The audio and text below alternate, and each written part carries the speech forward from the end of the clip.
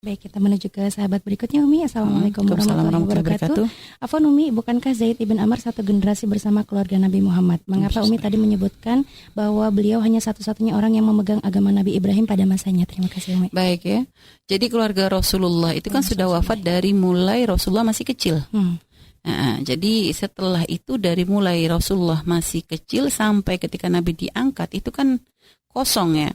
Dan termasuk memang keluarga Nabi memang menjadi orang yang memang mengikuti agama Nabi Ibrahim.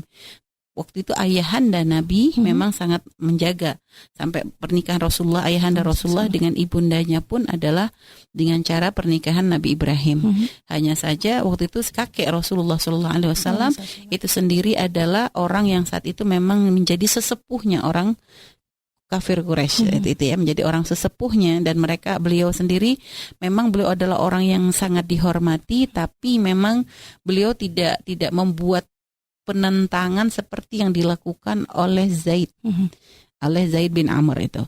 Jadi kalau Zaid bin Amr kan memang nentang banget dengan tradisi-tradisi yang seperti itu.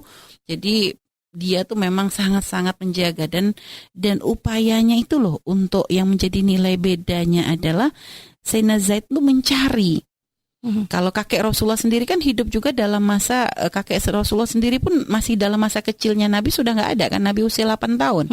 Nah pada masa itu kan benar-benar semakin berhala, apakah semakin banyak gitu lah artinya, dan sudah semakin bergeser dari agamanya Nabi Ibrahim. Jadi kalau kakek Nabi, ayahanda Nabi, ibunda Nabi itu sudah dari mulai Nabi masih kecil sudah nggak ada semua. Nah setelah itu Nabi dirawat oleh pamannya Nabi yang itu pun beragama maksudnya menyembah berhala kan begitu paman Nabi. Nah jadi Sayyidina Zaid ini termasuk orang yang sangat menentang itu semua gitu. Jadi beliau tuh membuat satu gerak yang nggak dilakukan oleh yang lain, yaitu terang-terangannya di dalam menentang penyembahan berhala. Lalu bagaimana upaya beliau tuh mencari agama yang benar sampai keluar dari kota Mekah untuk mencari agama yang tersambung dengan agamanya Nabi Ibrahim. Setelah itu pun beliau bagaimana menentang tradisi masalah menyembelih, membunuh anak-anak perempuan hidup-hidup kan begitu. Jadi itu loh yang menjadikan beliau tuh berbeda.